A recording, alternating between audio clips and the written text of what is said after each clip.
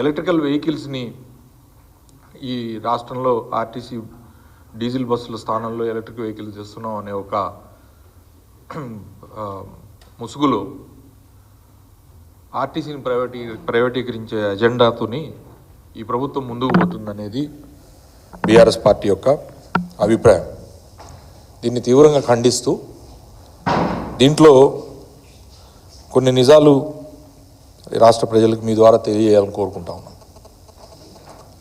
BRS ప్రభుత్వం ఉన్నప్పుడు కేంద్రంలో ఎలక్ట్రిక్ బస్సెస్కి సంబంధించి ఫేమ్ 1, ఫేమ్ 2 అనే స్కీముల ద్వారా మన తెలంగాణ రాష్ట్రంలో ఎలక్ట్రిక్ బస్సులకు సంబంధించి ఒక్కొక్క బస్కి ఫేమ్ స్కీమ్ 1 స్కీమ్లో ₹1 కోటి సబ్సిడీ పొంది ఆర్టీసీ ఆధ్వర్యంలో మనం బస్సెస్ని తీసుకున్నాం. 40 బస్సెస్ తీసుకున్నాం. వాటిని ఇనీషియల్గా ఎయిర్పోర్ట్కి హైదరాబాద్లోని వివిధ డెస్టినేషన్స్ నుంచి నడపడం జరిగింది. దాని తర్వాత ఫేమ్ 2 స్కీమ్ వచ్చింది. అందులో ఒక 300 బస్సులకి అప్పటికే కేంద్ర ప్రభుత్వం మోడీ గారి ఆధ్వర్యంలో ఎలక్ట్రిక్ వెహికల్స్ వినియోగం పెంచాలని చెప్పి డబ్బా కొట్టుకుంటూనే ఆ సబ్సిడీని ₹1 కోటి నుంచి డ్రాస్టిక్గా తగ్గిస్తూ నిర్ణయం తీసుకున్నారు. సరే, మనము ఆ స్కీమ్తో పాటుగా మనం దాన్ని బిడ్ చేయాల్సింది ఉంటుంది. RTC calls for the tenders and different electric vehicle manufacturers ఆ బిడ్లో పాల్గొని బస్సెస్ని మనకి పర్ కిలోమీటర్ ఇంత అని చెప్పి తిప్పడానికి బిడ్ చేయాల్సిన ఇది ఉంటుంది. ఆ పరిస్థితుల్లో టికెట్ ప్యాసింజర్ దగ్గర నుంచి వసూలు చేసే బాధ్యత ఆర్టీసీదే ఉండింది. దాంతోపాటుగా ఏ డిపో కూడా వాళ్ళ కంట్రోల్లో మనం ఇవ్వలే, ప్రైవేటు వాళ్ళ కంట్రోల్లోకి. మనం ఈ రాష్ట్రంలో దాదాపు ఎలక్ట్రిక్ బస్సెస్ ఒలెట్రా అనే కంపెనీ ద్వారా ఒక 500 బస్సులకి మనం బీఆర్ఎస్ ప్రభుత్వంలో ఇవ్వటం జరిగింది. అందులో ఏసీ ఉన్నాయి, నాన్ ఏసీ కూడా ఉన్నాయి. అవి డిఫరెంట్ డిపోస్కి మేజర్గా సిటీలోనే ఈ కాలుష్య నియంత్రణ కోసమని ప్లస్ హైదరాబాద్కున్న సిటీకి ఉన్న ఇమేజ్ దృష్ట్యా ఎలక్ట్రిక్ బస్సెస్ వినియోగం పెంచాలనే ఉద్దేశంతో పెట్టడం జరిగింది. But existing depots, existing RTC ఆర్ఎంలు, డిఎంల కింద కండక్టరు ఆర్టీసీకి ఆ వ్యక్తి ఉండేటట్లు నడిపాం. దాంతోపాటుగా సొంతంగా మనం కూడా బస్సులు ఒక 650 బస్సులు, డీజిల్ బస్సులు మనం కొన్నాం. సంస్థకి ఓనర్షిప్ ఉండే విధంగా బ్యాంకుల నుంచి రుణాలు పొంది వాటిని డీలక్స్, సెమీ లగ్జరీ, తర్వాత రాజధాని ఇట్లాంటి వివిధ బ్రాండ్స్ కింద మనం బస్సులు ప్రతి డిపో కూడా అరేంజ్ చేసినాం. సో ఒకవైపు సంస్థని బలోపేతం చేసుకుంటూనే అనేక ఒడిదుడుకులు ఎదుర్కొంటున్న సమయంలో ఆర్టీసీని బలోపేతం చేసుకోవడం కోసం కార్గో లాంటి, పార్సల్ సర్వీస్ లాంటి ఇతర సర్వీసులను కూడా పెట్టి ఆర్టీసీని నష్టాల నుంచి గట్టెక్కించడానికి, లాభాల్లో తెచ్చినామని మేము చెప్పాం. కానీ ప్రిడామినెంట్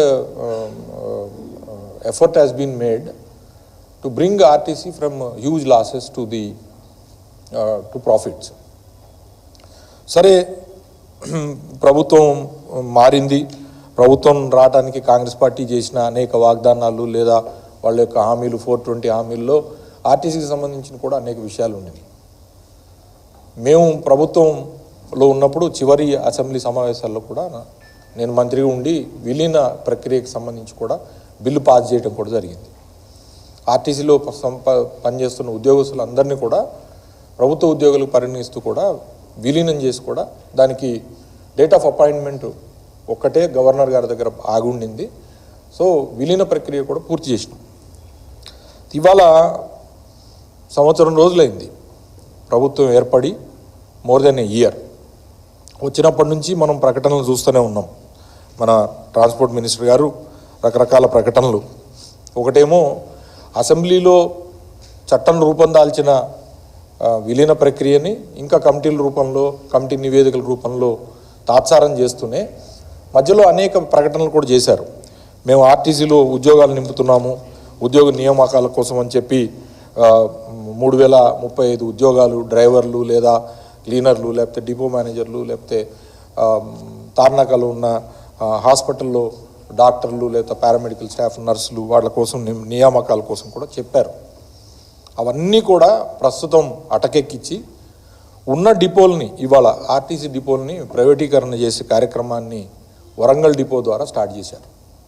ఇవాళ వరంగల్ డిపోలో మొత్తం ఇప్పుడు కొత్తగా ఏదైతే సంస్థ జేబీఎం అనే సంస్థకి 500 ఎలక్ట్రికల్ బస్సెస్ ఇచ్చి వీటిని హైదరాబాద్ డిపోలతో పాటుగా డిస్ట్రిక్ట్స్లో ఉన్న వరంగల్, తర్వాత నెక్స్ట్ స్టేజ్లో నిజామాబాదు, కరీంనగర్, నల్గొండ, సూర్యాపేట డిపోలను పూర్తిగా వాళ్ళకు దారాదత్తం చేసి ఈ ఎలక్ట్రికల్ బస్సెస్ ముసుగులో ఆర్టీసీని ప్రైవేటీకరణ చేసే కార్యక్రమం జరుగుతూ ఉంది. ఇప్పటికే వరంగల్ డిపోలో ఉన్న మొత్తం ఉద్యోగస్తుల్ని ఒక డిఎం స్థాయి ఒక వ్యక్తి, 2 వ్యక్తుల్ని సూపర్వైజర్ స్థాయి నుంచి మిగతా అందరినీ కూడా డ్రైవర్లని, కండక్టర్ని, శ్రామికుల్ని అందరినీ కూడా వేరే డిపోస్కి అడ్జస్ట్ చేస్తూ ఉన్నారు. అట్లనే హైదరాబాద్లో కూడా ఆల్రెడీ మీ అందరికీ తెలుసు, హైదరాబాద్ 1 డిపోకి సంబంధించి కూడా ఇదే శ్రీకారం చుట్టి ఆల్రెడీ అక్కడి నుంచి కూడా స్టాఫ్ని వేరే డిపోలకు మొబిలైజ్ చేసి ఈ సంస్థకు అప్పచెప్పడం జరుగుతూ ఉంది. మీన్వైల్ పిఎం ఈ డ్రైవ్ అనే ఒక స్కీమ్ కింద ఎలక్ట్రికల్ బస్సెస్ ఇంకొక 2500 ఎలక్ట్రికల్ బస్సెస్ని తీసుకొచ్చి ఇప్పుడు ప్రస్తుతం ఉన్న మన సొంత బస్సుల స్థానాల్లో ప్రైవేట్ బస్సులను పెట్టి వీటిని కూడా జిల్లాల్లో ఉన్న డిపోలకు ఇచ్చి తర్వాత ఆ డిపోలను కూడా వాళ్ళకి అప్పచెప్పే కార్యక్రమం, ప్రైవేట్ వాళ్ళకి అప్పచెప్పే కార్యక్రమం కూడా సక్సెస్ఫుల్గా చేసుకుంటూ పోతూ ఉన్నారు. ఒక పక్కన మేము ప్రభుత్వం నడిపినప్పుడు ఆర్టీసీని బలోపేతం చేయాలనే సదుద్దేశంతో తీసుకున్న అనేక నిర్ణయాలు ఏవైతే ఉన్నాయో వాటిని ఆ రోజున విమర్శించి లేదా ఆర్టీసీని మేమేదో నాశనం చేసినాం అన్నట్లు మాట్లాడిన కాంగ్రెస్ నాయకులు ఇవాళ అధికారంలోకి వచ్చిన సంవత్సరం రోజుల తర్వాత కూడా నియామకాలు చేపట్టకపోగా, కొత్త బస్సులు కొనకపోగా, మేము ఏదైతే బస్సులు మేము ఆర్డర్ చేసినామో వాటిని వచ్చి రాగానే జెండాలు ఊపారు. నేను మీ అందరి దృష్టికి తీసుకొని వెళ్తున్నా. నేను చెప్పిన 650 డీజిల్ బస్సులు ఏవైతే ఉన్నాయో వాటిని మేము కొన్ని చేసాం, ఆల్రెడీ ఇనాగ్రేట్ చేసాం. విడతల వారీగా బస్సులు వచ్చినాయి. ఇది డిసెంబర్లో ఆర్టీసీ డిసెంబర్ 30వ తారీఖు, డిసెంబర్ 7వ తారీఖు నాడు ప్రభుత్వం కొలువు తీరింది. డిసెంబర్ 30వ తారీఖు నాడు బస్సులు మేము కొన్న బస్సులు ఏవైతే ఉన్నాయో డీజిల్ బస్సులు, ఆ బస్సుల్ని ఇనాగ్రేట్ చేస్తూ